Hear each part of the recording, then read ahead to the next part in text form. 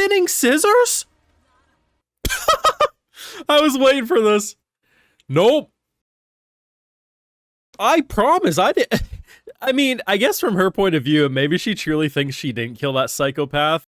But granted, from her point of view, it kind of looked like she killed that psychopath. Girl's like, bro, you hypocrite. I'm not allowed to use my gun, but he's allowed to use his. Oh, okay. They weren't lying when they said they had the top tier staff coming out for this episode, huh? Like, up till this moment, I was like, man, it just feels like a good Gachiakuta episode. Why was everyone hyping it up? Now I see why. Come on, Rudo. Yo, he fucking threw that fool back. Oh, that is bloody wonderful. Yo, they were not lying when they said they brought every fucking known animator onto this episode. Shit. Hey, you, if you got this far on the video, make sure you drop a like, show your support, subscribe if you're new around here on Patreon. So we're gonna catch those full live reactions, all this and more. This was a good episode. Now we're gonna make this a new tradition. We're always gonna highlight the brain deads online before we jump into peak. So a couple days ago, this dumbass. What the hell did they do to him? Fuck off. No one wants fucking Grok. Get out of here. What the hell did they do to him? His neck skinny and long. And I love this.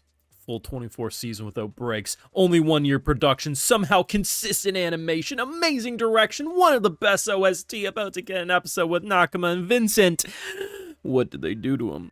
People are... I just love this new era where both My Hero Academia and Gachiakuta are shitting on the brain deads who are trying to tell you that Gachiakuta doesn't have a peak anime anymore. We are past the oh my god blue sky movements, and you'll love to see it. Now as for this week's episode, oh my god. So for those who didn't know, there was a staff listing of who was involved, and some of the biggest like modern names were involved in this episode. And I thought to myself, probably like many, like, what's going to happen this week that requires such care and attention? Because anyone who's been watching this arc knows the animation has been amazing the entire time. Last week's episode, we had a car chase scene where we were falling to our death, fully 3D half the time, and it looked amazing. And then we saw why. Just when you think you love how the show looks, the sky ain't even the limit anymore. We're in outer space, baby. And I think my favorite thing too about animation is like back when I think people were still like salty about, you know, what is bad animation, they would take screenshots like this and they would try to be like, oh my god, look there's no character model, even though like most of the time those are in between frames. Because this entire sequence, bro, was incredible. There's like 6 different people at play and they all have their own Sakuga just completely cooking the entire fucking time. I mean, Engine is absolutely the MVP. This man, through sheer bullshit, was like, I think they're going to be this way. Because apparently his gut instincts just lead him to where he needs to go. And so far, I've seen nothing to prove otherwise. But I love the fact that, you know, the enemies are all like, oh, okay, he must have figured it out. No, it's just all luck. Though I gotta admit, our girl here, I think she had my single favorite piece of animation, and it's her spin maneuver as she's like snowboarding on her scissor blades. Like, what the fuck did I witness? But how godly it was. But I think most people will hype up Rudo's scene because, I mean, well, look at it, right? We actually kind of learn a decent amount about him. So we learn that Rudo can use up to 3 vital instruments at once. But if he funnels all of his power into a single vital instrument, it basically gives him a one-shot, one opportunity. He pretty much becomes a glass cannon.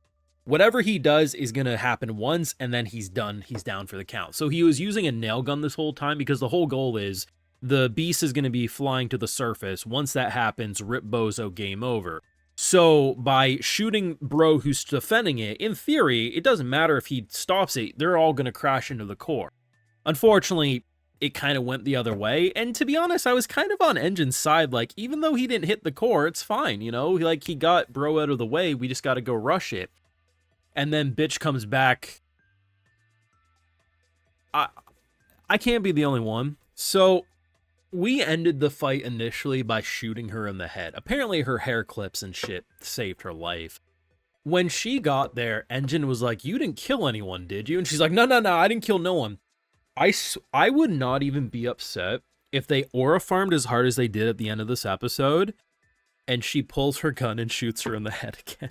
And that's how we wrap it up. I would not be mad in the slightest. Do I think that's going to happen? Probably not. But you know what? Even if this episode had been ass, even if this episode had looked like the worst that One Punch Man Season 3 had looked, and I saw the fight this week, I watched it, and it looked pretty good this week for One Punch Man, so that's good. But, you know, just imagine we had a dog shit episode, right? Would Gachiakuta have become a bad show because of one episode? No. And therefore, to the same token, one good episode, or in this case, an amazing episode, doesn't make a show amazing. The reason I think this show gets glazed as hard as it does online is because it honestly deserves it. Because from the first episode, they showed us something that was interesting with the characters, and most importantly, Rudo. I've seen a lot of angry shonen MCs who are against the world and want revenge, but I think the reason why so many of us loved last week's resolution of the kind of Avengers Assemble moment is because Rudo turned down the revenge he sought this entire show so far, which granted, we're still early into the show's run, but given how bloodthirsty he was in the first few episodes, hell, honestly, the first half of the show, for him to turn it down because he would not want to put innocents in danger just so he can get revenge is a great character moment. And, you know, you never quite know where the show's going to go because they just continuously keep bringing back bitches to screw us around. But when they started this arc and they showed us everyone in one location, I thought to myself, when's the last time you brought the collective antagonist cast to attack your protagonist cast?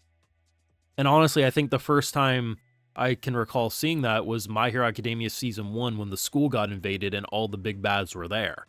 It's not a common thing, because usually you have pieces of the bad cast attacking the good cast, not the whole fucking group. I don't know where they're going to go at the end of this season. All I know is this better be the new long-running show for Bones Man, because they are spectacular with what they're doing. This has been...